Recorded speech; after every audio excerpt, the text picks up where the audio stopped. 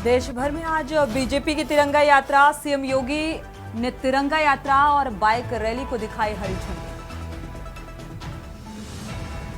स्वतंत्रता दिवस से पहले युवाओं को बड़ा उपहार। सीएम योगी आदित्यनाथ आज यूपी SSS अभ्यर्थियों को देंगे नियुक्ति पत्र। यूपी में राष्ट्रीय राजमार्गों के विस्तार के लिए विभागीय भूमि निःशुल्क कराई जाएगी उपलब्ध। बैठक में प्रस्ताव को सरकार ने दी मंजूरी। प्रयागराज के SRN में आज भी डॉक्टर्स की हड़ताल। स्ट्रेचर पर ही लेटे रहे मरीज, नहीं बना पर्चा। रक्षाबंधन पर महिलाओं के लिए बसों की सेवाएं रहेंगी फ्री। परिवहन मंत्री बोले, ड्राइवर कंडक्टर जितनी चलाएंगे बस उतनी मिलेगी प्रोत्साहन राशि। और यूपी के 20 जिलों में भारी बारिश का अलर्ट। 24 घंटे में 12.1 mm बारिश। आप देख रहे हैं के न्यूज, खबरों का सारथी। खबर उत्तर प्रदेश के साथ मैं सूरी चौहान। खबरों की शुरुआत अहम खबर के साथ। लखनऊ से अहम खबर सामने आ रही है। महिला सुरक्षा को लेकर परेशान है। मायावती ने एक्स पर पोस्ट कर चिंता जाहिर की है। केंद्र और राज्य सरकारों से कार्रवाई की मांग की है। बंगाल लेडी डॉक्टर जैसी घटनाएं दोबारा ना हो, जो बंगाल में घटना घटी। केंद्र और राज्य सरकारों से कार्रवाई की मांग की है। तो कोलकाता की घटना को लेकर ट्रेनी डॉक्टर के साथ जो रेप के बाद हत्या कर दी गई और ये मामला तूल पकड़ता हुआ नजर आ रहा है। जिस तरीके से जो रेजिडेंट डॉक्टर्स हैं वो लगातार हड़ताल कर रहे हैं और जो OPD सेवाएं हैं वो बाधित होती हुई नजर आ रही हैं। इसको लेकर मायावती ने एक्स पर पोस्ट कर चिंता जाहिर की है। महिला सुरक्षा को लेकर ये चिंता और केंद्र और राज्य सरकार से ये मांग की है कि कार्रवाई की जाए।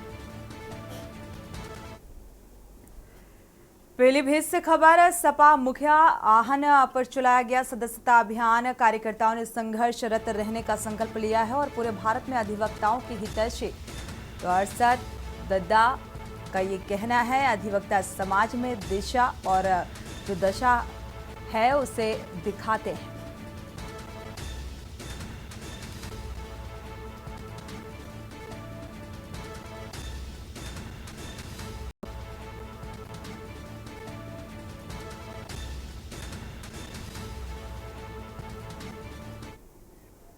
जाहिर सी बात है कि समाजवादी पार्टी के शीर्ष नेता आदरणीय अखिलेश यादव जी ने पूरे उत्तर प्रदेश के अंदर PDF पखवाड़ा और समाजवादी जागरूकता अभियान के तहत जो हम लोगों को कॉन्सेप्ट दिया हुआ है, जो 9 तारीख से हमारा जो है चालू हो गया है 10 सितंबर तक के लिए।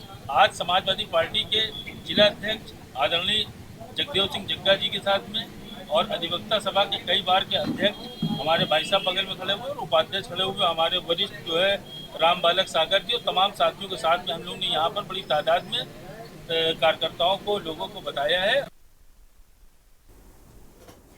बढ़ते आगे, रुक करते हैं अगली खबर का। सीतापुर से हम खबर। अनियंत्रित होकर पलटी पिकअप। आम लदा हुआ पिकअप अनियंत्रित हो गया और पलट गया। कमलापुर इलाके की ये घटना बताई जा रही है। गोद नदी पुल पर यह हादसा यानी कि पिकअप पलटा है और हापुड़ से आम लाद कर लखनऊ जा रहा था ये चालक। हालांकि चालक को चोटें भी आई हैं। इस हादसे के दौरान अचानक गाड़ी बेकाबू हो गई और कंडक्टर को मामूली चोटें आई।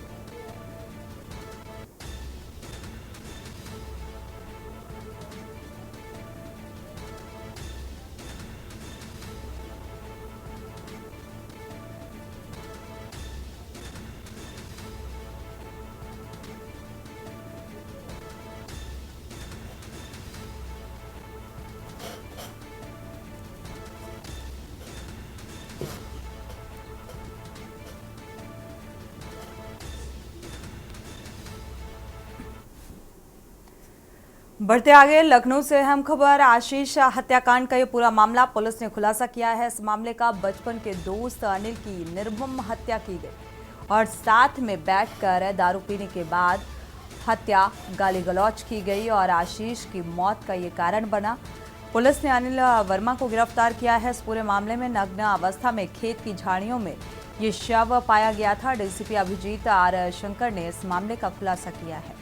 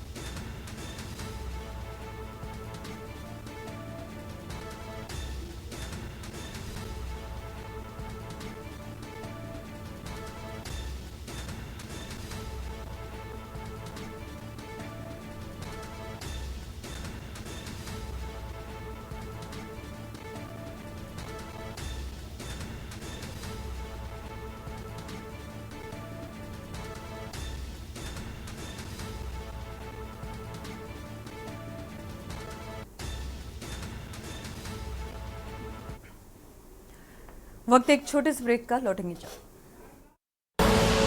आप देख रहे हैं के न्यूज, खबरों का सारथी। ब्रेक से वापस आ रहे हैं, रुक करते हैं खबरों का। लखनऊ से खबर। सीबीआई ने रिवर फ्रंट घोटाले में आरोपित रूप सिंह यादव और उसके सहयोगी वरिष्ठ सहायक राजकुमार को 20 नवंबर 2020 को लखनऊ से गिरफ्तार कर जेल भेज दिया था। गोमती रिवर फ्रंट के दोषी जो एक्सीएन है रूप सिंह यादव का एक और कारनामा सामने आया। गोमती रिवर फ्रंट के दोषी एक्सीएन की शिकायत सीएम कार्यालय तक पहुंच चुकी है और दोषी के रूप में रूप सिंह यादव जेल से छूटने के बाद जमीनों पर कब्जा कर रहे हैं और झांझर जेवर रोड स्थित प्लॉट पर कब्जा किया गया। पीड़िता ललिता शर्मा ने अफसरों से गुहार लगाई है और मुख्यमंत्री योगी आदित्यनाथ के जनता दरबार में शिकायत की। जेवर तहसील प्रशासन की मिलीभगत से सरकारी चक मार्ग पर कब्जा किया गया। पीड़िता ललित शर्मा की शिकायत पर मुख्यमंत्री कार्यालय तक ये शिकायत पहुंची।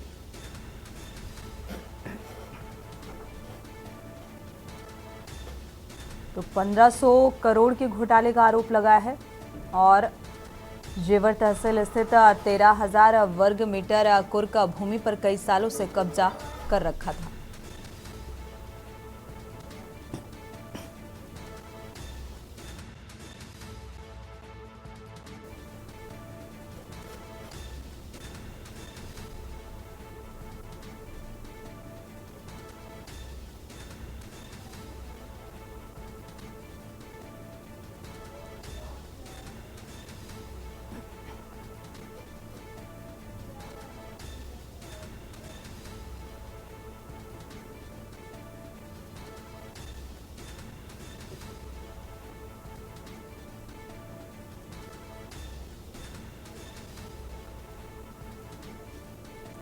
तो जेल से छूटने के बाद फिर से जमीनों में कब्जा किया गया और ये शिकायत अब सीएम तक पहुंची है और देखना होगा कि इस मामले में अब क्या कुछ कार्रवाई होती है रूप सिंह के खिलाफ। तो गोमती रिवर फ्रंट के मामले में दोषी करार हुए और सजा का ऐलान भी किया गया। जेल से छूटने के बाद अब जमीनों पर कब्जाने की बात निकलकर सामने आ रही है। संदीप मिश्रा इस खबर पर जुड़े हुए हैं ज्यादा जानकारी के साथ। संदीप, देखा जाए तो पहले ही आरोपों के चलते जिस तरीके के आरोप लगे घोटाले के और जेल भी हुई और छूटने के बाद फिर से जमीन कब्जाने का ये मामला सामने आ रहा है और ये मामला अब सीएम दफ्तर तक पहुंचा है।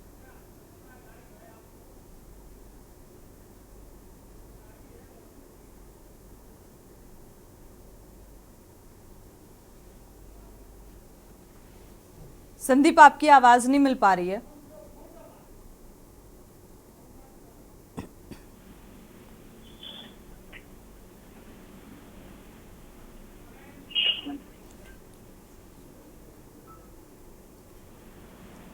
तो गोमती रिवर फ्रंट के दोषी एक्सीएन रूप सिंह एक बार फिर से विवादों में घिरते हुए नजर आ रहे हैं और शिकायती पत्र दिया गया है रूप सिंह के अगेंस्ट, क्योंकि एक बार फिर से जमीन कब्जाने का ये पूरा मामला। तो 15 100 करोड़ का आरोप पहले ही लग चुका है और जिस तरीके से जमीन कब्जाने का ये मामला सामने आ रहा है, इसमें अब ये सीएम दफ्तर तक ये मामला पहुंचा है और इसका किस तरीके से संज्ञान लिया जाएगा, क्या कुछ कार्रवाई होगी। और इससे ये तो लगभग तय माना जा रहा है कि फिलहाल जो रूप सिंह हैं उनकी मुश्किलें कम होने वाली नहीं हैं।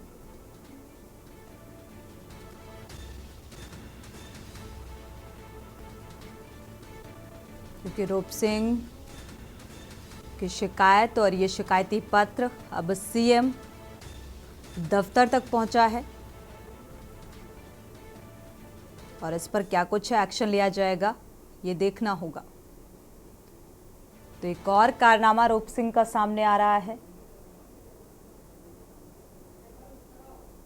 गोमती रिवर फ्रंट के दोषी रूप सिंह विवादों में घिरते हुए जमीन कब्जाने का ये पूरा मामला कि जेल से छूटने के बाद जमीन कब्जाते हुए नजर आए और इसी को लेकर ये शिकायती पत्र दिया गया है। संदीप, क्या आपको आवाज मिल पा रही है?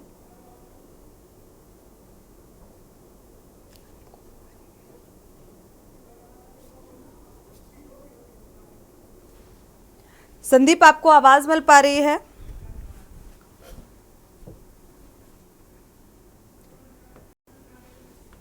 तो जिस तरीके से अब ये मामला तूल पकड़ता हुआ नजर आ रहा है, अब इस मामले की क्या जांच पड़ताल होगी। संदीप, आपका रुख करेंगे इस मामले में, क्योंकि अब ये सीएम दफ्तर तक ये शिकायती पत्र पहुंच चुका है।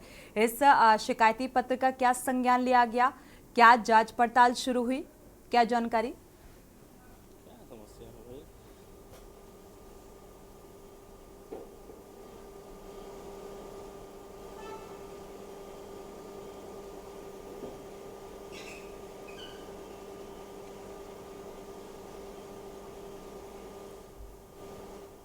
संदीप, आपको आवाज मिल पा रही है क्या?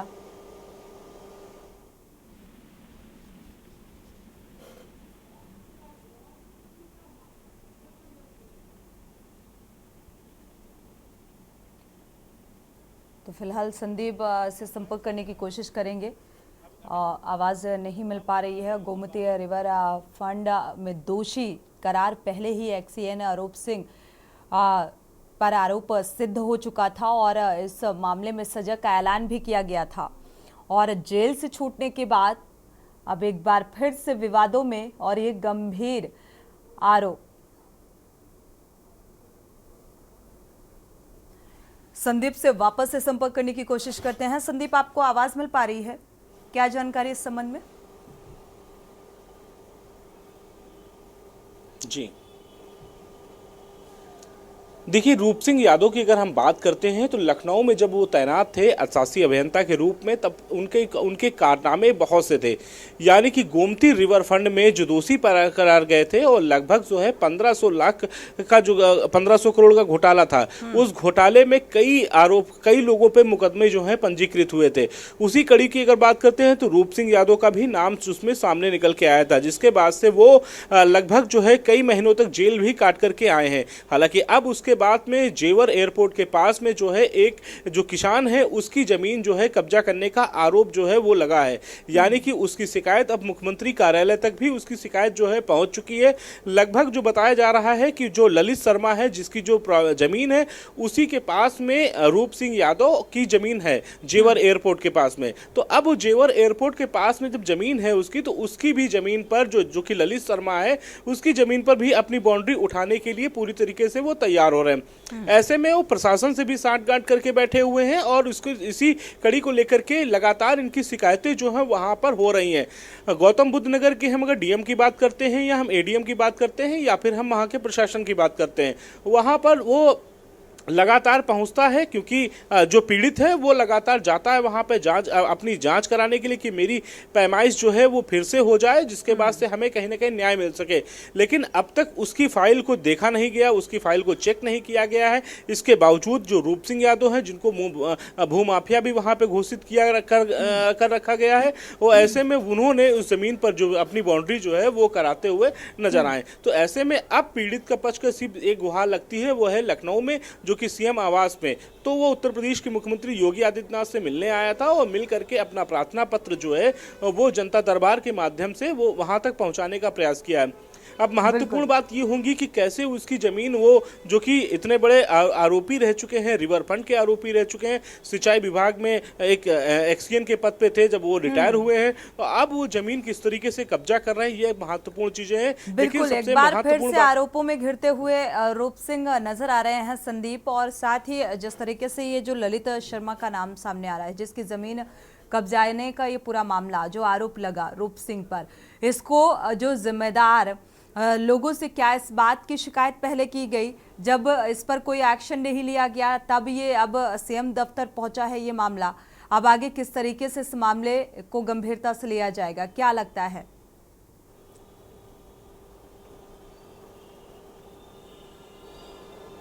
देखिए, साफ है कि जिस तरीके से जो ललित शर्मा है, जो पीड़ित है, वो लगातार जो है वहाँ पे गौतम बुद्ध नगर में के डीएम के पास में गया, एडीएम के पास में गया, इसके साथ तहसीलदार के पास में गया, लेखपाल के पास में बैठ करके उसने कहा कि एक बार पैमाइश कर दी जाए हम लोगों की, लेकिन उसके बावजूद भी उसे कहीं न्याय नहीं मिलता है। उसके बाद वहाँ से वो निकल करके उसको एक आस रहती है कि उत्तर प्रदेश के मुख्यमंत्री योगी आदित्यनाथ से, तब वो जाकर के लखनऊ पहुँचता है।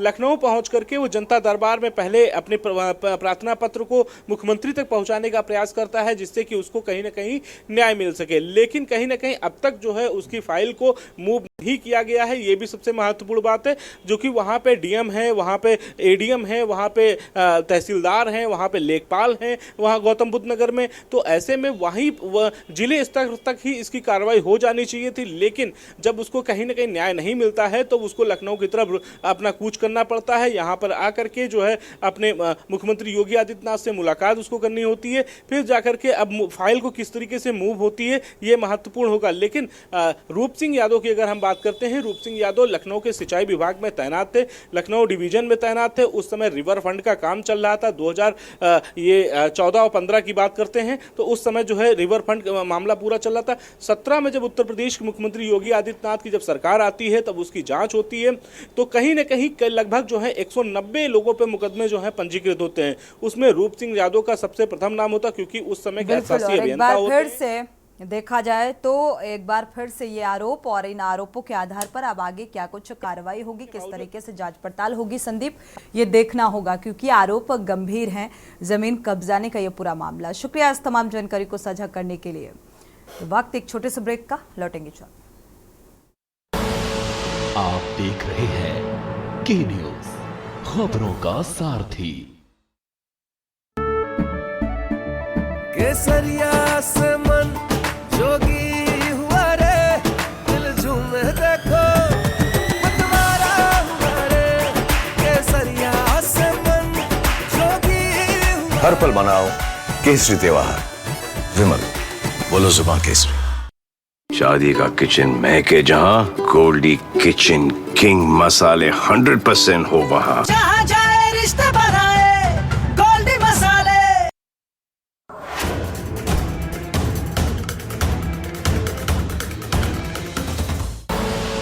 आप देख रहे हैं के न्यूज, खबरों का सारथी।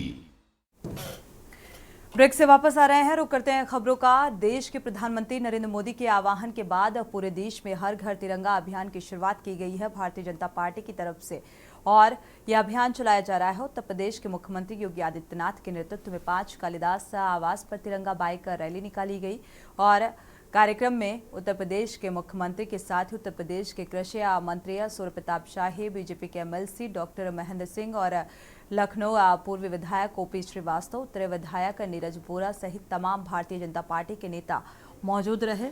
इस तिरंगा यात्रा के माध्यम से देश भर में राष्ट्र के नाम संदेश देने की कोशिश और संदेश लक्ष्य है तिरंगा यात्रा।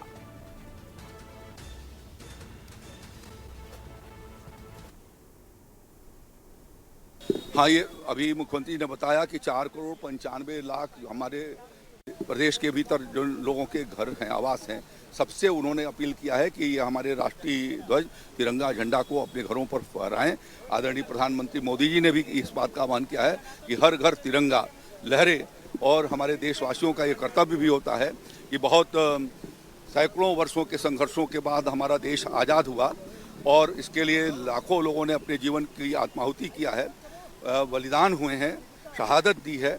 तो उन सब के सम्मान और स्मरण के लिए देश हमारा एक रहे, अखंड रहे और श्रेष्ठ देश बने। पूरा भारत बहुत उत्साहित है और हर किसी के मन में उत्साह उमंग है। अभी हम लोगों ने देखा है जिस तरीके की तिरंगा यात्रा आदरणीय मुख्यमंत्री जी ने उसको झंडी दिखा करके रवाना किया है। आदरणीय प्रधानमंत्री नरेंद्र भाई मोदी के आह्वान पर हर घर पर तिरंगा लगाने के लोग बहुत उत्साहित हैं और यह कार्यक्रम राष्ट्रभक्ति से ओतप्रोत है और नौजवानों में बहुत उत्साह देखने को मिल रहा है। लखनऊ की सड़कों पर आज हमने हजार मोटरसाइकिल देखी है जिसमें सभी नौजवान तिरंगा लेकर के अपने हाथों पर बैठे हुए थे। हमको लगता है कि अद्भुत कार्यक्रम है, अलौकिक कार्यक्रम है और आदरणीय प्रधानमंत्री जी का अभिनंदन मैं करना चाहता हूँ, उनको बधाई देता हूँ कि इस तरीके का कार्यक्रम के एक भारत श्रेष्ठ भारत का एक अद्भुत उदाहरण उन्होंने प्रस्तुत किया है। रुक करते हैं अगली खबर का। बांदा जनपद में 13 अगस्त से 15 अगस्त 2024 तक का आयोजित किए जाने वाले हर घर तिरंगा कार्यक्रम के अंतर्गत विकास भवन से जिला स्तरीय अधिकारियों और एनसीसी और विद्यालय के छात्रों द्वारा तिरंगा यात्रा रैली निकाली गई और उक्त हर घर तिरंगा रैली विकास भवन से शुरू होकर महाराणा प्रताप चौराहे होती हुई चिकित्सालय होते हुए कलेक्ट्रेट में समाप्त हुई और रैली में विकास भवन कर्मचारियों और अधिकारियों ने स्कूली छात्रों और एनसीसी के छात्रों ने तिरंगा रैली में प्रतिभाग किया।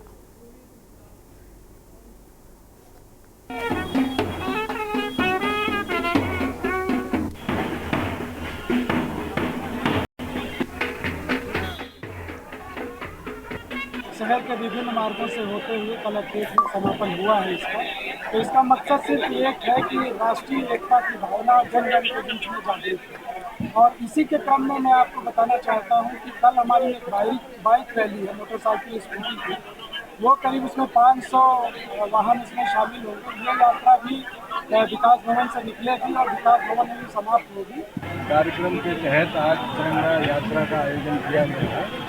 इसमें कल जो है एक तिरंगा रैली का आयोजन भी किया जाएगा, बाइक रैली होगी और उसके बाद 15 अगस्त को मैराथन दौड़ आयोजित की जाएगी। विभिन्न प्रकार के कार्यक्रम हैं जो लगातार आयोजित होंगे और एक दिन जो है सांस्कृतिक कार्यक्रम भी आयोजित होंगे। बांदा के बबेरुआ कस्बे में जिला पंचायत अध्यक्ष सुनील पटेल के नेतृत्व में निकाली गई बाइक तिरंगा यात्रा में लोगों का हुजूम पड़ा और बाइक तिरंगा यात्रा के दौरान लगभग जाम का आलम भी देखने को मिला। सैकड़ों लोगों का जनसैलाब लोगों को देश प्रेम के लिए प्रेरित करता रहा। वहीं यात्रा ने बबेरुआ कस्बे के विभिन्न मांगों से गुजरने वाले भारत माता की जयकारों के नारे से कस्बे में लोगों के अंदर एक अलग ही राष्ट्रभक्ति का माहौल देखने को मिला।